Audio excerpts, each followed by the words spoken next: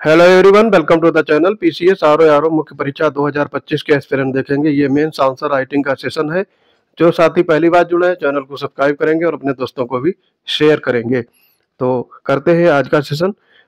ये आपकी answer writing है शिव प्रताप की। ठीक है, शिव प्रताप ये एसडीएम है और इनकी रैंक आई थी 4th, AIR इनकी 4th है और ये GS1 की आंसर राइटिंग है। तो जो लोग मेंस आंसर राइटिंग की प्रैक्टिस कर रहे हैं या फिर तैयारी कर रहे हैं उनके लिए वीडियो रामबाण होगा। और जो लोग अभी तक पेड कोर्स ज्वाइन नहीं किए तो हमारे पेड कोर्स भी ज्वाइन कर सकते हैं।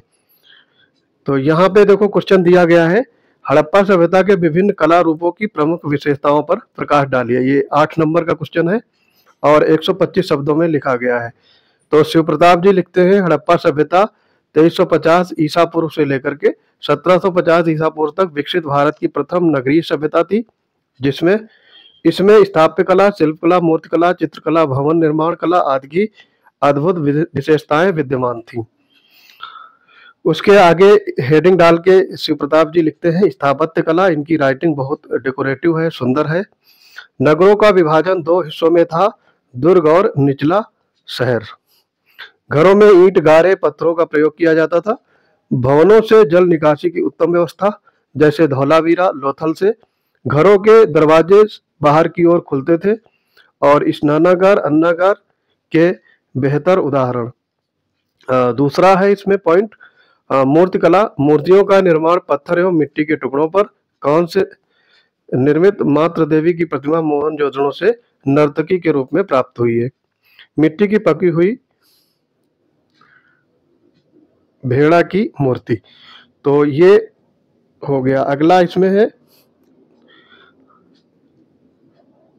क्वेश्चन नंबर 2 है, सांस्कृतिक निरंतरता का विचार भारतीय समाज में सदैव विद्यमान रहा है, टिप्पणी कीजिए। 125 शब्दों में लिखना है। 8 नंबर का क्वेश्चन है और शिव प्रताप की राइटिंग अच्छी है और उन्होंने काफी सटीक लिखा है, इसलिए रैंक इनकी 4 आई है। भारतीय समाज में प्राचीन काल से ही सांस्कृतिक तौर पर निरंतरता एवं ग्रहणशीलता जैसे गुणों का अद्भुत सम्मिश्रण ग्रहण किए नजर आता है। ये क्वेश्चन का एक इंट्रोडक्टरी पार्ट का सलूशन है। जैसे लिखना चाहिए कि मतलब कोई भी क्वेश्चन है उसका पहले प्रस्तावना लिखेंगे तो वो भूमिका बनाई जा रही है, 2-3 लाइन में बना सकते हैं इसकी इस तरीके से। और फिर है सांस्कृतिक निरंतरता के तत्व। इसमें पॉइंट वाइज ये लिखते हैं, अनेकता में एकता की भावना, प्राचीन काल में ऋग वैदिक काल से लेकर के आद्य तक विभिन्न जातियां, धर्मों, समुदायों में एक रूपता। दूसरा है प्रकृति पूजा को महत्व, उदाहरण सूर्य पूजा, वृक्ष पूजा। फिर अगला पॉइंट है संयुक्त परिवार की प्रथा, उदाहरण आज भी ग्रामीण परिवार संयुक्त रूप में। प्राचीन काल के साथ साथ आधुनिकता का समन्वय।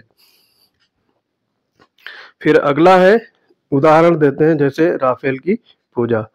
बड़े बुजुर्गों का आदर सम्मान, उदाहरण आज भी बच्चे बड़े बुजुर्गों के पैर छूते हैं।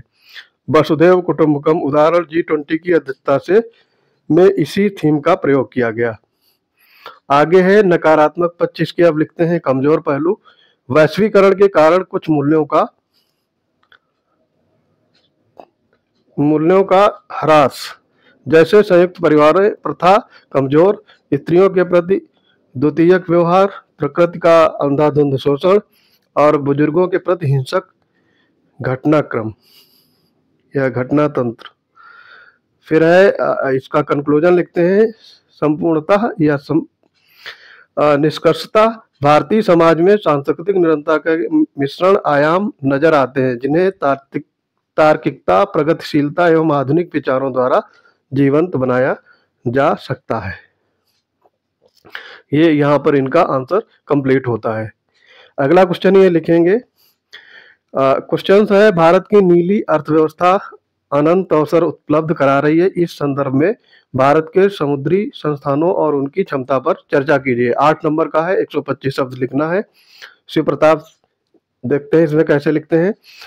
देखो इन्होंने पहले इंट्रोडक्टरी यानी प्रस्तावना का पार्ट लिखा, भारत में नीली अर्थव्यवस्था मुख्यतः मत्स्य पालन एवं इस क्षेत्र में उत्पादन का निर्यात को बढ़ावा देने का प्रमुख माध्यम है। उसके बाद है भारत की हिंद महासागर से सटी सटती सीमा रेखा 7500 किलोमीटर है ये टोटल। और भारत में सर्वाधिक कार्यशील जनसंख्या लगभग 65%। नीली अर्थव्यवस्था के अंतर्गत ये सारी पॉइंट लिखे हैं। कई झीलें, तटीय व अंतर स्थलीय क्षेत्रों में तालाब, अमृत सरोवर व सदाबहानी नदियों की व्यापकता और अन्य अवसर में सरकार का समर्थन। प्रधानमंत्री मत्स्य संपदा योजना, खाद्य प्रसंस्करण नीति, प्रधानमंत्री किसान संपदा योजना, मछुआरों के लिए अन्य सहायक योजनाएं। उसके बाद में है भारत के सामुद्रिक संसाधन व क्षमता। भारत के समुद्री तट के पश्चिमी क्षेत्र में मुख्यतया मोनोजाइट बालू। आगे शिव प्रताप जी मेंशन करते हैं अन्य वलित हीरा, अभ्रक, लोहा, तांबा की उपस्थिति। गुजरात तट से कन्याकुमारी तक मत्स्य उत्पादन की विशाल संभावनाएं। और ये इन्होंने एरिया मैप द्वारा मेंशन किया है जहां पर मत्स्य की संभावनाएं सबसे ज्यादा है। यहाँ पर देखो हीरा, तांबा और मोनोजाइट, लोहा के ये खनिज संसाधन प्राप्त होते हैं। मत्स्य उत्पादन के लिए तटीय सीमा जो है वो 7500 किलोमीटर है और यहाँ पे यूरेनियम प्राप्त होता है। बाकी ये मेंशन करते हैं यहाँ पर देखो ये अंडमान निकोबार द्वीप समूह में भी ये शायद अंडमान निकोबार और लक्षद्वीप के जो द्वीप समूह है वहां पर भी मत्स्य उत्पादन की विशाल संभावनाएं पाई जाती हैं। समुद्री ऊर्जा व ओनटेक ज्वारीय तरंग ऊर्जा की अपार क्षमता। और फिर कंक्लूजन में सारता भारत नीली अर्थव्यवस्था के संदर्भ में अपार क्षमताएं रखता है जिसे तकनीकी और प्रौद्योगिकी के विकास द्वारा सार्थक प्रयोग में लाया जा सकता है। फिर अगला क्वेश्चन देखेंगे, भारत में लौह एवं इस्पात उद्योगों के स्थानीयकरण के लिए उत्तरदायी कारकों पर प्रकाश डालिए और इसको लिखना है 125 शब्दों में। 8 मार्क्स का क्वेश्चन है। तो शिव प्रताप लिखते हैं भारतीय भूभाग प्राचीन गोंडवाना लैंड का भाग है जिसमें प्रमुख खनिजों की उपस्थिति के साथ ही लौह इस्पात उद्योगों के स्थानीयकरण के लिए कई अनुकूल परिस्थितियां विद्यमान है।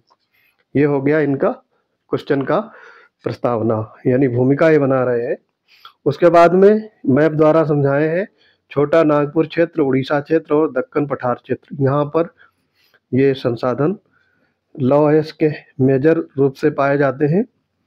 उत्तरदायी कारक बताते हैं भूगर्भिक संरचना। गोंडवाना लैंड का भाग स्थानीय स्तर पर कच्चे माल की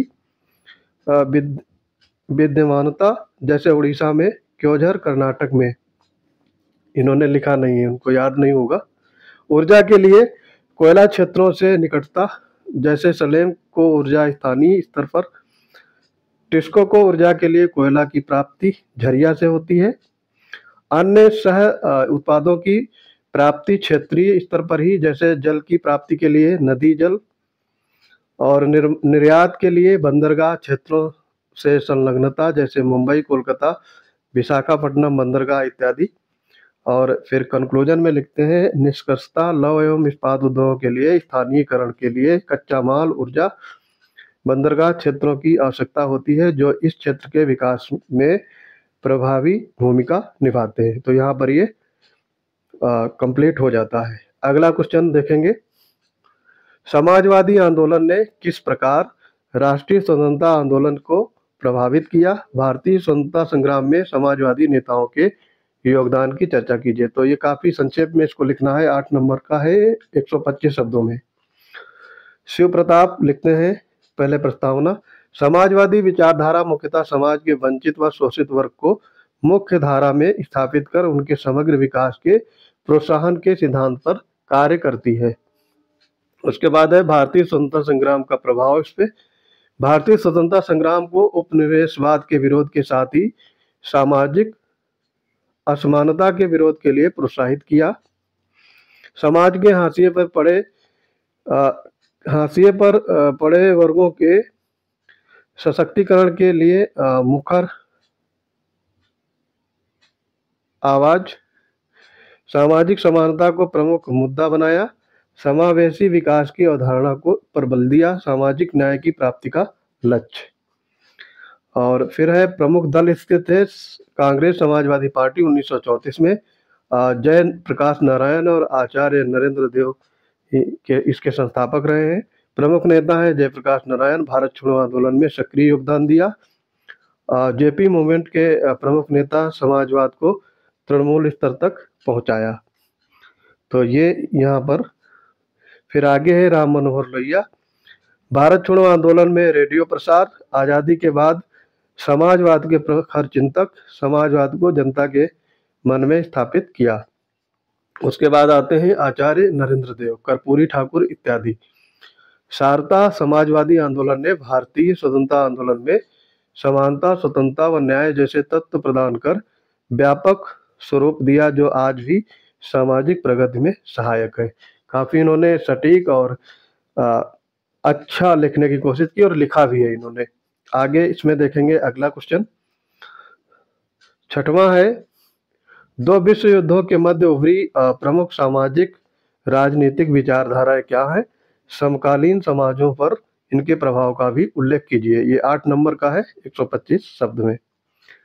तो शिव प्रताप जी लिखते हैं, दो विश्व युद्ध समग्र वैश्विक पटल पर एक भीषण नरसंहार, अवांछित परिणामों के जनक के रूप में स्थापित है। इन मुद्दों के दौरान विश्व में कई विचारधाराओं का प्रतिपादन भी हुआ। कौन कौन सी विचारधाराएं हैं? शिव प्रताप जी मेंशन करते हैं, पूंजीवादी विचारधारा, समाजवादी विचारधारा और गुट निरपेक्ष विचारधारा। ये 3 विचारधाराएं डेवलप होती हैं। पूंजीवादी विचारधारा में प्रवर्तक एडम स्मिथ, व्यक्तिवाद पर बल दिया गया, अर्थव्यवस्था पर निजी नियंत्रण। समाजवादी प्रवर्तक कार्ल मार्क्स, हिंसक क्रांति पर बल, सामाजिक परिवर्तन के पक्षधर और अर्थव्यवस्था पर राज्य का नियंत्रण। गुट निरपेक्ष विचारधारा, गुटों से दूरी, स्वतंत्र विदेश नीति, साम्राज्यवाद व उपनिवेशवाद का विरोध किया गया इसमें। समकालीन समाज पर प्रभाव, पूंजीवाद का प्रभाव, स्वतंत्रता को प्राथमिकता दी जाती है। अमेरिका, यूरोपीय देशों में अधिक प्रचार, व्यक्तिगत आंदोलन हुआ, स्त्री समानता को प्रोत्साहन, राज्य का हस्तक्षेप सीमित, असमानता को बढ़ावा। समाजवाद का इस पे प्रभाव क्या पड़ता है ये देखेंगे। शिव प्रताप जी लिखते हैं, संसाधनों के समान वितरण पर बल, जैसे रूस और क्यूबा में, राज्य वितरक की भूमिका में, राज्य द्वारा शोषण अत्याचार को बढ़ावा। गुट निरपेक्ष का प्रभाव, विभिन्न गुटों से तटस्थता, उपनिवेशवाद का विरोध और विश्व शांति की कामना। फिर कंक्लूजन में लिखेंगे, सारता दोनों विश्व युद्धों के दौरान पनपी विचारधाराएं वर्तमान विश्व व्यवस्था के केंद्र में रहकर स्वतंत्र व्यवस्था का संचालन कर रही है। आवश्यकता इसमें आपस में समन्वय की। नेक्स्ट क्वेश्चन देखेंगे, क्वेश्चन नंबर 7, ये लास्ट क्वेश्चन रहेगा। आर्थिक उदारीकरण की नीति ने न केवल आर्थिक परिदृश्य की बल्कि देश की सामाजिक सांस्कृतिक प्रथाओं को भी बदल दिया। परीक्षण कीजिए 8 नंबर 125 शब्द। शिव प्रताप जी इसमें लिखते हैं, आर्थिक उदारीकरण के आशय देश की अर्थव्यवस्था में विद्यमान कठोर नियमों व कानूनों के लचीलेपन व अर्थव्यवस्था को वैश्विक स्तर पर खुलापन प्रदान करने से है। आर्थिक परिदृश्य पर प्रभाव, 1991 के बाद से अर्थव्यवस्था की विकास दर में वृद्धि हुई है, वर्तमान में 7% के करीब।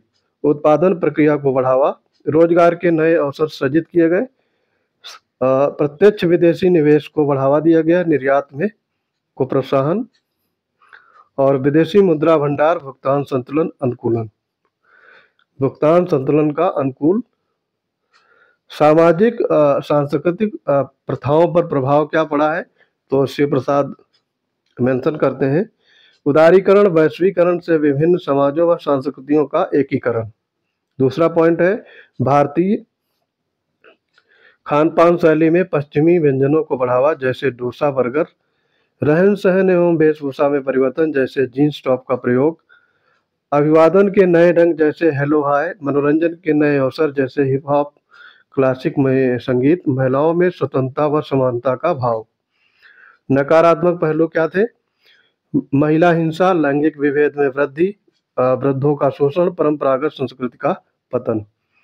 और कंक्लूजन में लिखते हैं शिव प्रताप, सारता उदारीकरण के मिश्रित परिणाम नजर आते हैं, जिन्हें व्यापक जागरूकता एवं आधुनिक नैतिक मूल्यों द्वारा निराकृत किया जा सकता है। तो ये आज का था शिव प्रताप की ये मेंस आंसर राइटिंग GS1 की कॉपी। शिव प्रताप ने 4th रैंक हासिल करके SDM पद प्राप्त किया। तो आई होप ये वीडियो आपको अच्छे से समझ में आ गया होगा। अगर हमारे निबंध या फिर हिंदी आलेखन के पेड ग्रुप से जुड़ना चाहते हैं तो PCS वंडर्स टेलीग्राम चैनल से जुड़ जाएंगे।